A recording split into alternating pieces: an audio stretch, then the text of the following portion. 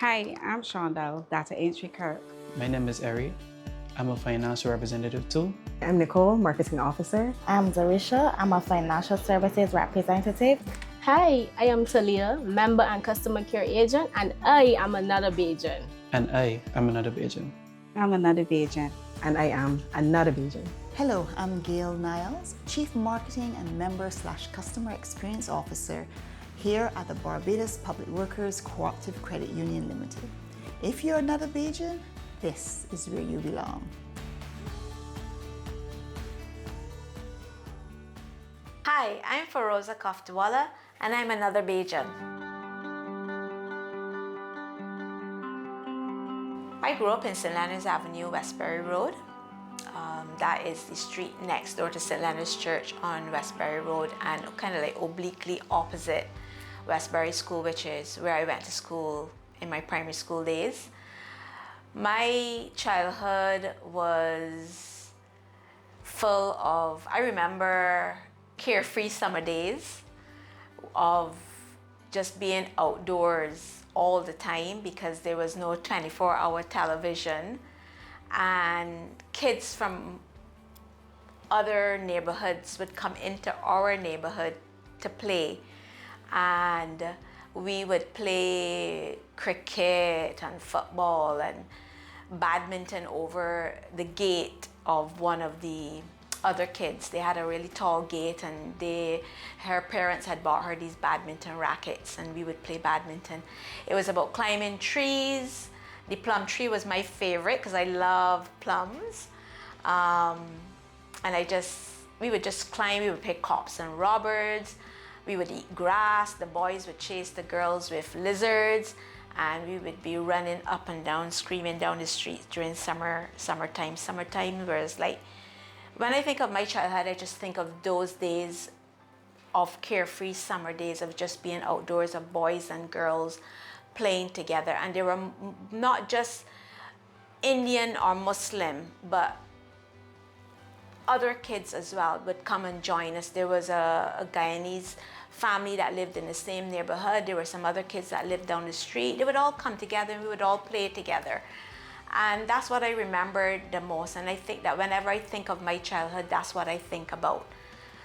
But being of Indian descent, of immigrant parents, that also came with a lot of other baggage attached to it. I remember my primary school days as being days that I dreaded.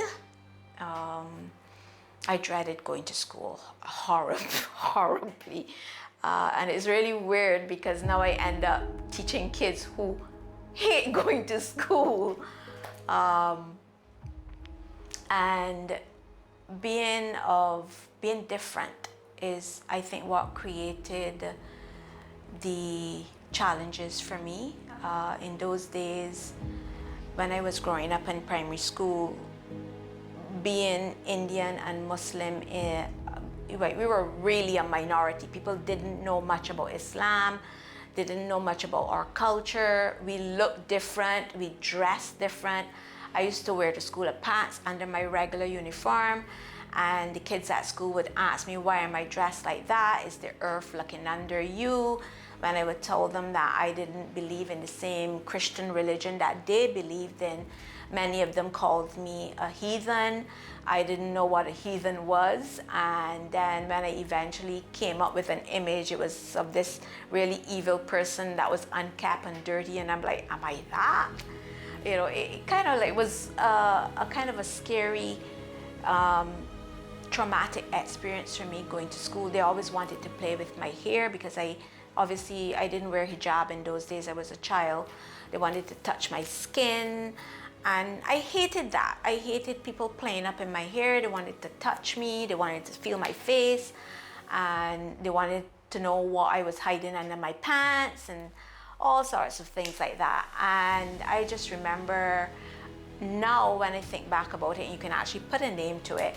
It was just a lot of anxiety and panic attacks. By the time I reached class 3, the whole thought of going to school was filled me with panic. My heart would beat really fast, and I would sweat, and I would get headaches, and I would actually be forced to go to school. My parents would take me to school and leave me there. I remember crying most mornings, and by 10 o'clock the teacher had to call my parents and ask them to come back for me. I asked my parents to get me checked to find out if I had a heart condition, because I was always complaining that my heart was hurting, and I couldn't breathe. But now I realized it was just panic attacks of being at school. So that, coupled with the carefree summer days, it's kind of like I just lived for summer. I just lived for those days when I didn't have to go to school. And it wasn't easy, because we went to school in the morning from 8:30 till 3, came home for about an hour, and then after that, from 4 to 7, from the time you're 4 years old till about you're 11, 12 years old, we had to go to the mosque for lessons in Islam. So there was very little time during school time to be a child, because you were constantly on this schedule. And we would go to what we would call maktab or madrasa after that. And that in itself was also a scary experience for me, because I was a little bit on the chubby side. And the teacher, who we called the ustad, he nicknamed me in the native language, which is Gujarati, which is also the language that my parents spoke, as being a fatty, and that name kind of stuck. And that's what all the kids at madrasas would call me. They would call me fatty in Gujarati. And I hated that, because to me, you're already going through school, and then to come there for another 3 hours and have to be teased again. And you recall that not just there, but outside as well. So that whole experience kind of just made me live for summer. And I just loved summer. So primary school days, what I did to kind of like cope was I developed a love for reading. And I had a buddy that went through primary school with me, and she also loved reading, and she was actually from Guyana, and her parents had moved here and had started a life here, and she and I sat together in school. And because we were probably the 2 Indian kids in the class and all the others were not, the teacher put us 2 together, and we realized that we shared a love for reading. And she had lots and lots and lots of books, and every time she got a new book, she would read it and bring it for me, and we would be like talking about the books. I read everything. I read Enid Blyton's Secret 7, Famous 5, Hardy Boys, Nancy Drew. When I think about that, it's like that reading transported me out of my traumatic school life. Teenage years, oh my goodness. Those were good years, enjoyable years, where I formed some really long-lasting friendships with some really amazing people who have stood by my side through the years. And then there were tumultuous years, teenage years. Oh my God, to talk about raging hormones and rebellion and fighting back and not staying with the status quo and all of that. Yes, that was me. My parents had immigrated from India in the 50s. My dad had come first. And then when he had settled himself, my mom came afterwards. English was not their first language, and we didn't speak English in the home. My parents spoke Gujarati, which was their native language, and we grew up speaking that, and I still am very fluent in it, along with my brothers and my sister. And as we got older, I personally rebelled against the culture of being Indian, and I wanted to kind of figure out. I just remember my teenage years being full of rebellion, like rebelling against what my community and culture stood for and what I was. And at that time I didn't know what I was. I didn't know who I was, what I wanted to be. I just knew that this culture that we had of subservient females is not what I wanted for myself. It wasn't like that in our home, because my dad was a very caring person. My mom was a stay-at-home mom. She never worked a day in her life, but interestingly enough, she taught me some amazing life lessons about relationships, about love, about marriage, about raising kids. And although she didn't speak English fluently and she was transported from a different culture to a totally foreign culture, I don't know how she had this depth and capacity to understand what I was going through. I am the third child, so I have two older brothers, and I'm the eldest daughter, and then I have a younger sister. And most of my early childhood, going into my teenage years, going into my early adulthood, when she passed away, she was ill. She was ill for most of that time. I don't think in the beginning I quite understood what was wrong with her. I just remember her being in or out of hospital countless times during my childhood, at primary school, at secondary school. I remember there were times when we came home from school and there would be no one to greet us, and we would have to, my dad would give my older brother the house key and we would walk home together, collect my sister on the way home from school, and we would enter into the house and there was no one to greet us, and there'd be no food because mom wasn't there. And for a little while my mom had employed a lady to come by and like do the laundry and clean the house and do the cooking, but many times we would come home from school and find her sleeping on the couch, no laundry done, no food cooked, etc. And that's where I had to step in and take over as the eldest daughter. And between me and my eldest brother, we kind of ran the house while she was in and out of hospital and my dad was at work. And we would make sure that when he came home from work, there was food. I would hang out the laundry between 3 o'clock and 4 o'clock before we go off to Moss, the school, the Moss school. And then collect it in the evening when I come back home. Meals were quick meals, egg sandwiches, fish, things that you could cook quickly. There would always be things in the house to cook, but no one to prepare the meals. And that's where I stepped in. And when I think about it, it was like, I wondered what prompted me to do it. Because my mom never said, well, Ferozah, I want you to start taking care of the family. Or my dad never said it. It was just something that I took upon myself.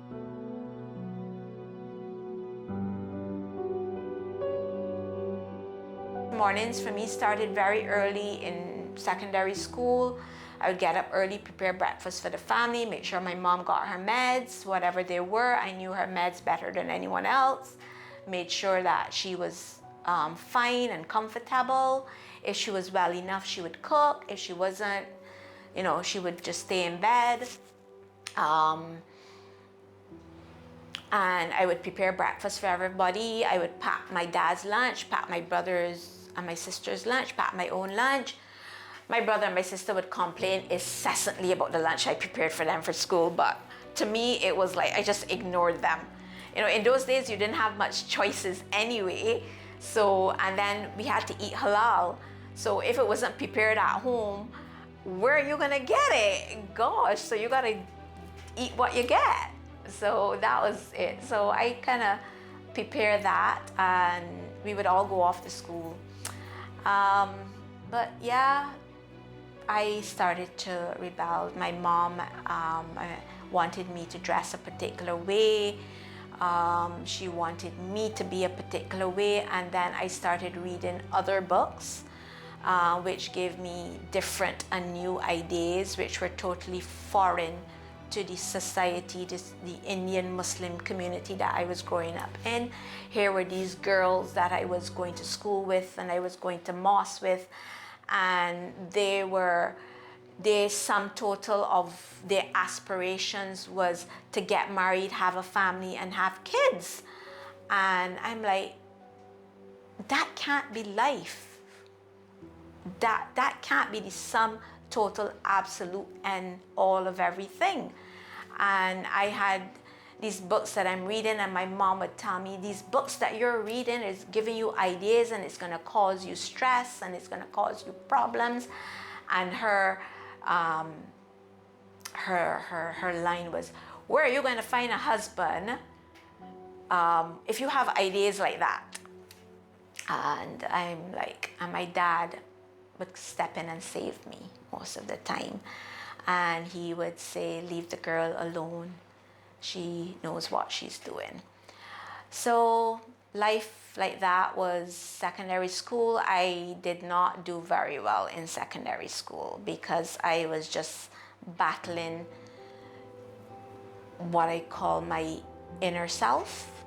You know, you battle against your inner self. But I think if you spoke to my friends that went to secondary school with me, my friends that are still with me now, they would probably tell you that here was a young lady who knew what she was about and who knew what she wanted. But I didn't.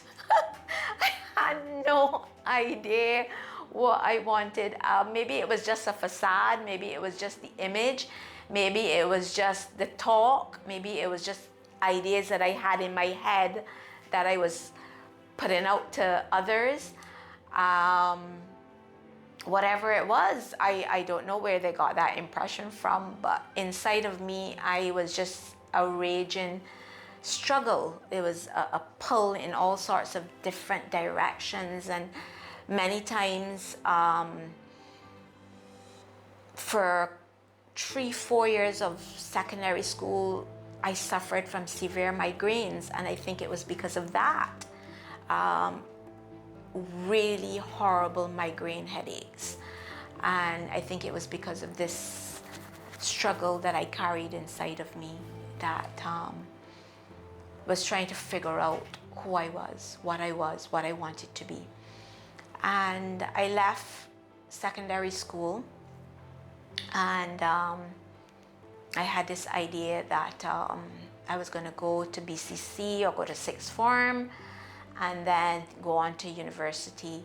But like I said, I didn't do as well as I should have at CXC, and I went to BCC and I started off doing English. Now during secondary school, and this is really important because I met an English teacher at school, and I think meeting her and having her as my English teacher was probably the best thing that ever happened to me out of my entire primary school and my secondary school years. You know, they say that there's that one teacher that makes an impact on you, that has the ability and the capability and the zeal within them to change your course of life. I think she did that for me. She took an interest in me. She realized that, one, I was an avid reader, and because I was an avid reader, she realized that when I wrote English essays and I did English literature critiques and analysis of my lit books and my characters of my lit books, she was like, she would call me to her desk and she would like, this is amazing. How did you see such in-depth? I've never met another student who could see beyond just the words. And talk about Shakespeare. every other student in the class had difficulty reading Shakespeare, but I could analyze Shakespeare's words and poems. When you had to critique poems and when you had to analyze the imagery and talk about the different languages and so on that they use, I was able to do it. I don't know where it came from, to be honest with you. I had no idea where it came from. I don't know if it came because I've been reading for so long, and I think that when I read, I didn't just read the words on the book. I transported myself into the book, and I became the character in the book, and I felt the emotions of the Nazi Jews and the Secret Sevens and the Enid Blytons and Picks the Pick Whistle. And as a child, I used to dream that my backyard was the fairy tale in the Enid Blyton books with the gnomes and the fairies and the elves and sitting on the toadstools. And I would imagine that in my head, and I'd be washing the dishes at the sink because it would look straight out into the yard, and instead of seeing the sink full of dirty dishes, I'm seeing the fairies out there and I'm out there with them. So I don't know if that is what made me get into the stories the way that I did. And she told me I wrote amazing essays. She even encouraged me to write for NIFCA, for the literary arts section, and I won some awards there as well under her guidance and tutelage. And when I left her, I was really sad because I knew that that was the end of a relationship, of that nurturing that I got. And you're 16 and you're leaving school, and when you leave, when I walked out of that school gate that day, I cried. I literally cried because I felt as though I was leaving a piece of me behind with her, and I was hoping that I was taking a piece of her with me, and I did. She's passed away now, and when she passed away, I cried again because I knew that it wasn't only my life she impacted other people's lives as well, I'm sure, over the years. So I didn't make it into any of these sixth form schools because my results, they were so. I could have done better. Of course, my English grade was the best, the best. I went to BCC, which was fine. I wanted to do English and history because I wanted to go on to UE to study English or do something in the writing area where I could develop my writing skills a little bit more. But that didn't materialize. Halfway through the first semester of BCC, my mom became extremely ill again. And we had a family meeting. We're famous for family meetings. Anytime there's a crisis or something to discuss, everybody has to come together. We state the issue, what's the problem, what are the solutions, how does everybody feel about it, and then we come up with a solution. And that is something I've adopted in my family as well. So when mommy calls a family meeting, the kids go, oh God, what is it now? So we did that, and it was like, okay, you know what, Ferozah, your elder brother is settled in his job. He's graduated from UE. By this time, my dad, he had owned a business in Bridgetown, but because the place that he rented, the owners wanted to refurbish the building, so he had to close the business down, and he didn't have another place to open because rent, he said, was very expensive and it would not have been feasible. So he came home. So he went back to the itinerant trading of going out into the countryside and selling and so on. So that meant that he had to be outdoors. My brother, who was just before me, he was at UE. And then my younger sister, she was still at secondary school. So Of course, the burden fell on me. They said, you know, Ferozah, we're sorry. I don't think that the UE is going to work out for you because that's, you're looking at like 4 or 5 years. You still have 2 years at BCC. You're going to have to find another course of study that will like bring in, that you can easily find a job quickly. So I gave up the English. It broke my heart. But like I said, it's a job to be done. You gotta do the job. I'm the eldest girl in the family.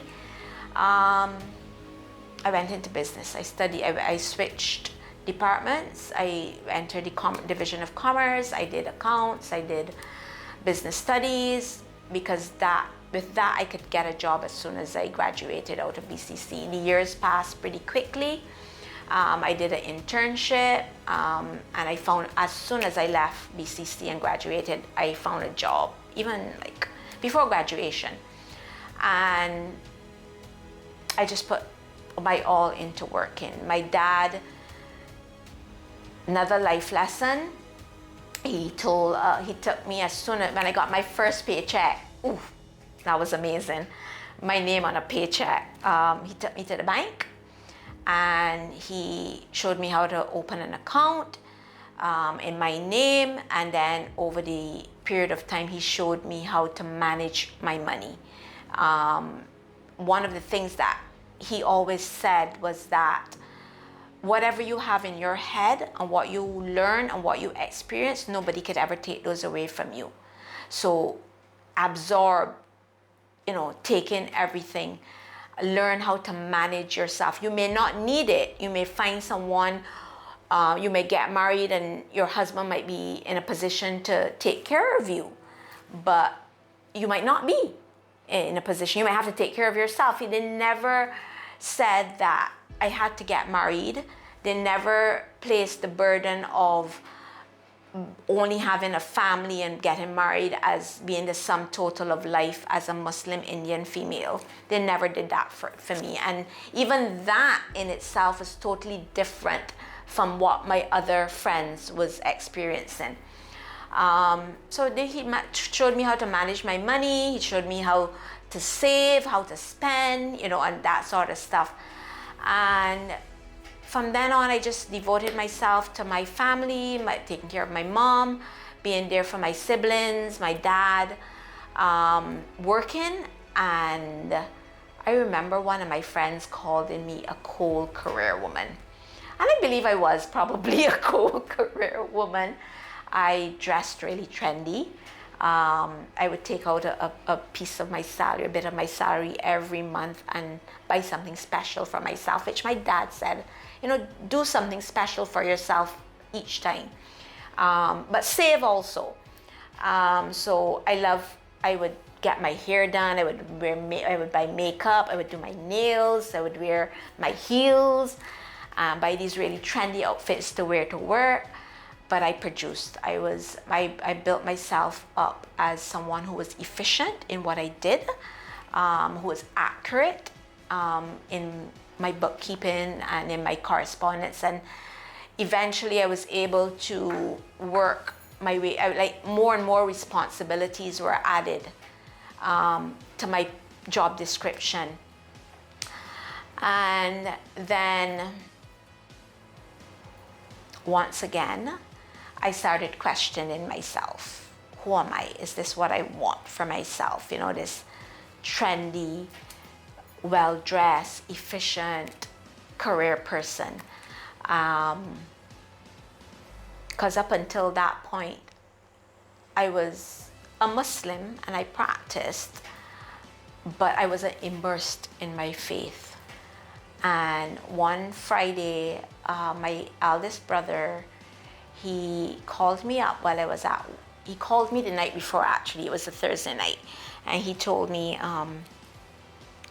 take your scarf, we call it the burqa, because I remember I didn't wear my hijab, to work tomorrow. I'm gonna come and pick you up and I'm gonna take you to Friday afternoon prayers, which is the Friday midday prayers, which is the Jummah prayers, which is what all Muslims go to on Friday afternoon.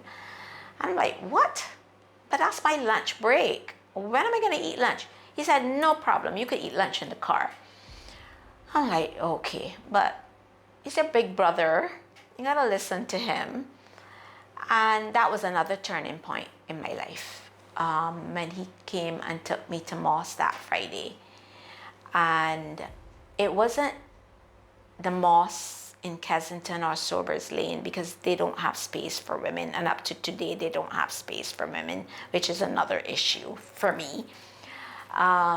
He took me to the Islamic Center in Hearts Gap, and there I met sisters who were Barbadians, who had reverted to Islam, who had families that were not Muslim, who had kids that they were now raising as Muslims. And these were women who worked, and they went to work, they had families, they wore hijab, they prayed, they practiced, and they showed me a totally different side than what I have been accustomed to in my community, where women were taught to be docile, where women were taught to be subservient, where women were taught that they couldn't have careers or a life outside of the home, your husband, your children, your family. And here are women who are practicing Islam, living Islamic lives, and they had careers and jobs and families, and they seemed to be able to get it done. And I was like, wow. And they were a lot older than I was. And I made friends with them and their kids. And I started to talk to them, how do you do it? And, they really showed me a way. They inspired me. They said that it doesn't have to be this or that. You can mesh the two, that Islam allows you to be whoever you want to be, as long as you obey the tenets of Islam. You pray, you fast, you're a good person, you're honest, those types of things. And I'm like, okay, great. And I started to go every Friday with my brother. And then it hit me that I would go to all the different programs and I would ask a lot of questions. The imam there was amazing. He was a Barbadian who had gone to Saudi Arabia, studied, and came back to Barbados, and was doing a really outreach program for more Barbadians to recognize and understand and get to know more about Islam. And we would go out with them and talk to people, and there would be scholars coming in. It was a really vibrant community. Things would be happening, and there would always be events taking place and so on. And I'm there soaking it all in. And then I decided that it's time that I needed to wear hijab, and I needed to turn my life around and kind of become a better Muslim. Not that I was a bad one, but maybe be a bit more serious about my faith. And they made it look really easy, and I realized that it was easy. But the day that I decided that I was going to wear my hijab for the first time, there was countless days I left home. I'm going to do it today. And by the time I got to work, I had my own car, because I had saved enough to buy my own car. It wasn't like a fancy car. And I was probably one of the few girls in the community that could drive and had my own vehicle, managing my own money, etc. And by the time I got to work, the hijab would come off my head, fix my hair, and I'd gone into the office. And I did it several times before one morning I'm like, look, stop being a coward. Stop being a chicken. You know you gotta do this. Just do it. I'm like, gosh, but this is so hard, because the minute you put on that hijab on your head, people are gonna have a preconceived notion about you. They're gonna stereotype you. They're gonna look like, oh gosh, it's no longer the fun-loving Ferozah. She's gonna change. We can't make these types of jokes around her. We can't speak to her like this. How is she gonna speak to us, you know? And I'm also dealing with clients in the office. How are they gonna view me? And many times I would be the first person they would see on certain days of the week when the receptionist was on lunch or break or sick leave, and walking in and seeing a woman wearing hijab, and that wasn't a common thing. Gosh, that was so hard. But one morning I went to my boss and I told him, look, sir, I want to wear my scarf to work. And he's like, okay. I'm like, you heard me? I'm gonna wear it on my head. And he's like, okay. And I'm like, all right. And the next day, I put on this really trendy outfit. I can see it now. And my heels, and I found a matching hijab. And I told my mom, today I'm gonna do it. And she's like, you haven't done it already? And, yeah, so I got in the car and I said to myself, I'm not gonna take it off. And I went to work and I took it off. I couldn't do it. So it went on like that for a bit, and then one morning, I don't know what happened. I got into the car. I didn't make the intention of wearing it. I just had it on the back seat. When I got there, I don't know what struck me. And I just put it on. And I walked in, walked through the office, walked right down to the back by my boss's office. I knocked on his door. And he looked up. And I'm saying, I'm here with my scarf on. Is this okay? He didn't even look up. He just said, okay. And gave me some things he wanted me to do. And I went to work. And I'm like, that was it. But yeah, when you do wear hijab, people do stereotype you. And I learned that as the years went by. And I became more immersed in my faith. I started to read the Quran from the point of view of understanding what it meant. Because one of the things that always struck me was when a scholar was here, he said that people will live, how can a person live 50, 60, 70 years? And there's a book that God has sent down to you, and you don't know what your God is saying to you. And that struck me, that I'm not going to live my life and not know what God is saying to me. And that's when I started on my faith, my journey of faith. Then while I was at the center, there was this young man who was studying in Saudi Arabia at the time, and he would come home from time to time, and he would come to the mosque or to the programs, because we were still a vibrant community at that time. And I would look at him and I'm like, he has nice hands. And I always notice guys' hands. That's the first thing I always notice about guys, their hands. And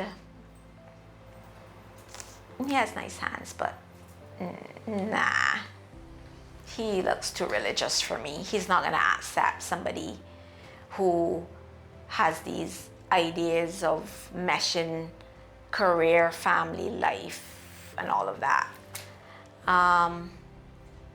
But, you know, marriages are made in heaven. God sends people for you, and at the right time, at the right moment in your life when you need it. And marriage was not on my mind. By this time, 16 years old, all my friends were already married when they left school, secondary school. Some didn't even finish secondary school because in those days, parents didn't send their kids, their girl children to school because they would send them off to India or South Africa or other places to study Islam because remember the culture clash, and you don't want your girl child so engrossed in culture that is so foreign. So many of them were already married, had kids, and so on. And here I was in my early 20s, not married.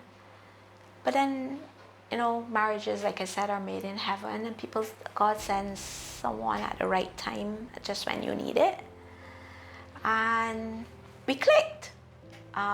It was never my intention. I wasn't looking for a husband. I really thought I was gonna die a spinster with no kids. But I had kids around me. I had my nieces and my nephews. I was always great with kids. I was always looking after other people's kids. People would drop their kids by my home for me to look after them. I would take them to Shafet. I would take them to the parks. Kids were always a big part of my life. So I got married, and both of us, my husband was still studying during the first year of our marriage. I was working. And then, we lived at home with his parents because obviously we couldn't afford to live on our own. And we kind of built a life together. It took us a good few years before we had our first child. My first eldest daughter came along. I knew nothing about motherhood. By this time, my parents had passed away. And that was another period of trauma for us and the family because we were such a close-knit family. And within less than a year after I got married, my parents had passed away. My dad passed away in January. My mom passed away in October of the same year. I think she just passed away from being heartbroken because they'd been together from the time they were 15 years old. And they can't live apart. So when he died, we always expected, because she was always ill, for her to be the first one. But he passed away first, and then she passed away soon after. And when she died, when my dad died, it didn't hit me as hard because I knew my mom was still there. I had her to hold on to. But then when she died, I remember when they took her coffin away, I asked myself, okay, so what do I hold on to now? And our family went through a period of being out in the open sea, and the waves just throwing you from place to place because we were such a close-knit family, and to have both of them pass away, because although we lived in the community, we were not part of the community because our entire family was so different from everybody else. Our ideas, our outlooks, or even our beliefs and concepts of how Islam was to be practiced was so different and so challenging to the rest of the community. So we were never part of the community. And although we lived in a neighborhood that was surrounded by family and other Muslims, it wasn't like it was all warm and fuzzy. It wasn't like that at all. So for a good few years after my parents passed away, we were just we were lost. All of us, all four of us, we were just totally lost. And it wasn't until many, many years after that I psychologically dealt with their death and what it meant not to have them.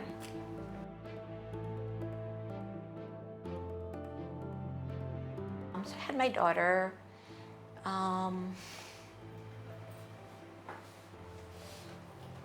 Like I said, I knew nothing about giving birth to her. Was very hard. Labor was long. I went into postpartum depression after she was born. After I had her, I did not want other kids. But my husband and I, we had always said we wanted 3 kids. So it took me another long time to have my second. Delivering him was worse than delivering the first one because my labors are always long and it is like these kids just don't want to born. They just love being inside of me. And once again, after he was born, postpartum depression again. And then after him, I was like, this is it. We gotta forget about the third one. The third one ain't happening. And a couple of years later, the third one happened. Went through the whole cycle of long labor, postpartum depression again. But she's my gift. I mean, they're all gifts. My eldest daughter has become my friend.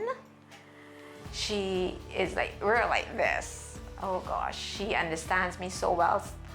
And my son and I, we have such a special bond and relationship. And my little one, she's not so little anymore. They're all bigger than me. But she's still the baby. She's gonna be 20 this year, but she's still the baby. She still wanna sit in my lap. And I'm like, you're bigger than me. So yeah. So life goes on. We moved into our own home, and even that was challenging because money was tight. I gave up my job to raise my family, and that in itself created an economic situation in the home. But then, you know, at every dark cloud there's a silver lining. So yes, I had a career in business. So I came home to look after my kids, because they say it takes a village to raise a child, but I was not really surrounded by a village. My in-laws were there, they were helpful, but they had their own life. My mother-in-law had her own career. Everybody was working. I didn't have that support system that I could say that I could leave my kids with people and comfortably go off to work. I tried nursery school with my eldest child, and I cried more than she did. Every morning when I had to leave her, it broke my heart. And in the end, my husband and I just decided, look, it's gonna be tough, but you know, I'm gonna stay home and look after the kids. Then when they started to go to school, I realized that my eldest daughter, she's the one that got me into teaching. Time for career change now. This is totally different from business now. Although some people will probably tell you teaching is a business. But yeah, I went into teaching because of her. Because when she was in infant school, all the other kids were progressing really well. They could read, they could write words, write short sentences, and she couldn't. She really struggled with the reading and the writing and stuff like that. And I had no idea how to help her.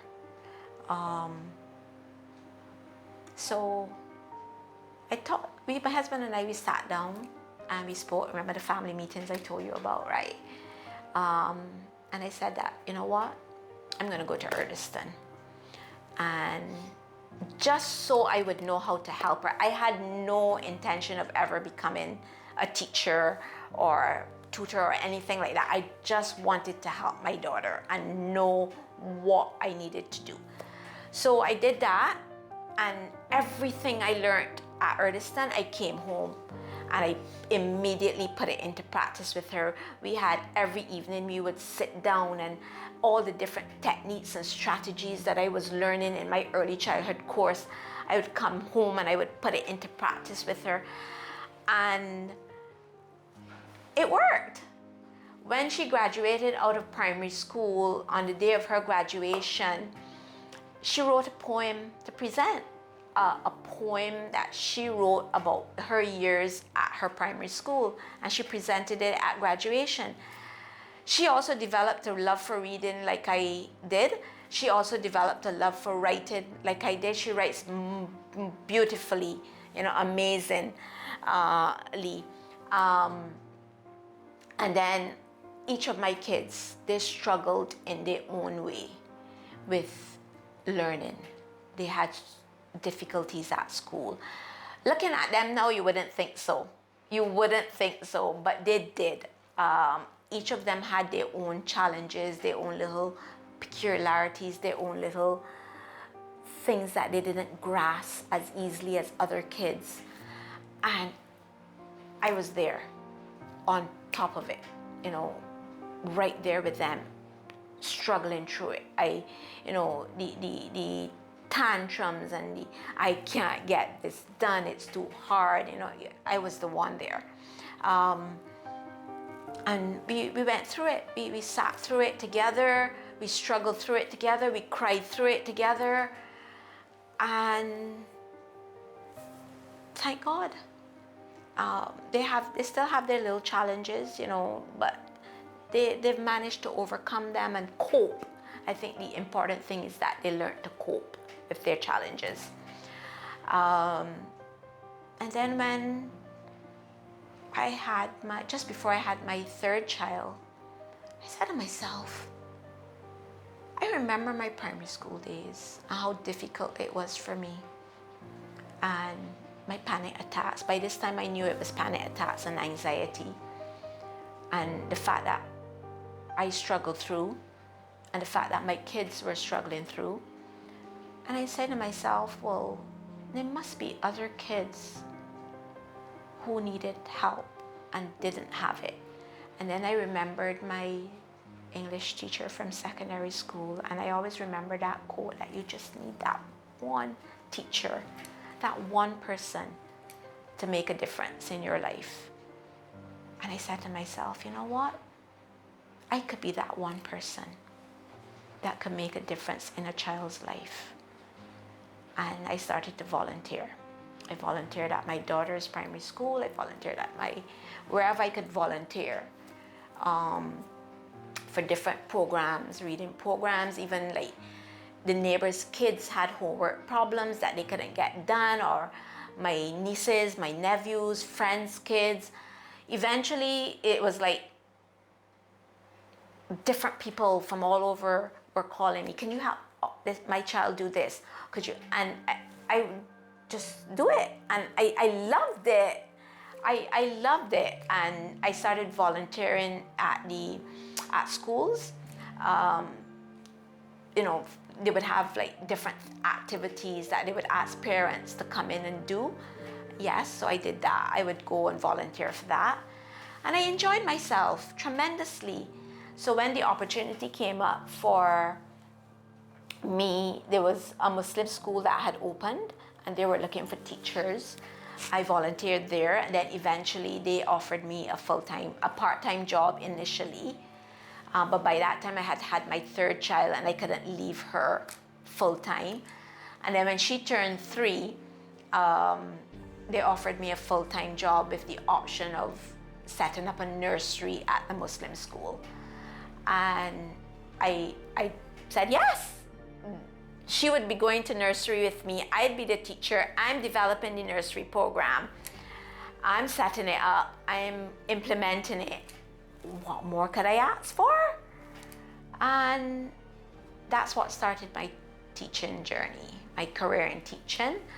20 plus years between the 2 Muslim schools, and all this time, life is happening. Same struggles, everybody, marriage struggles, family struggles, teenage children struggles, all of that is still happening. So it's like none of that stopped. But sometimes when I think back, I just don't know how we did it, my husband and I. And we're trying to raise our family so uniquely. not embedded in the Indian culture. We wanted to raise our kids. We decided we were going to raise our kids in the Islamic faith. We were not going to let culture cloud the faith, which it has done. And it does it so well that sometimes you can't tell the difference between culture and faith. And it is sometimes the culture is so far away from faith that you can't even tell someone that that is not Islam. They're gonna look at you like, you crazy? Of course it is, but it's not Islam. And so we decided that we were gonna raise our kids in faith, in the Islamic faith. And that in itself was a challenge, both internally and externally and in the wider society, because we're still different.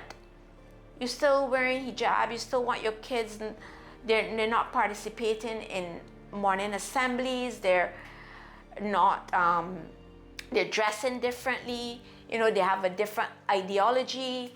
But one thing that we did that other Muslim students didn't do is we allowed our children to take part in all the religious classes at school, because we saw it as a means of educating yourself. You live in a community where the majority of the people are not like you. They don't believe the same thing as you. How can you live in that community and not know anything about their faith?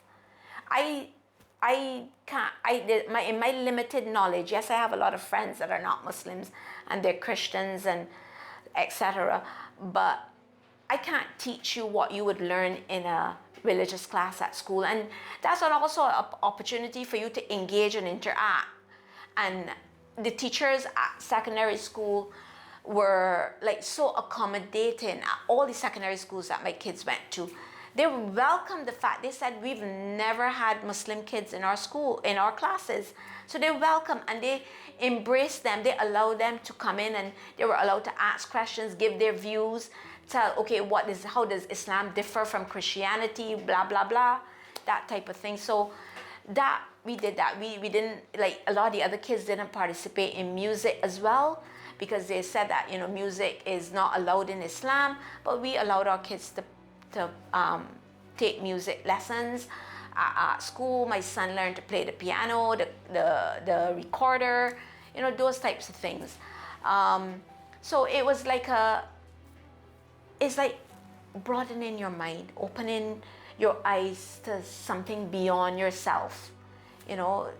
So that was that. And so I started my teaching journey, and that was very rewarding. I absolutely love teaching kids. I love shaping their minds, you know. I love particularly, I wanted to teach in a Muslim school because I know that the ideology promoted within the Muslim school is a particular cultural Islamic ideology.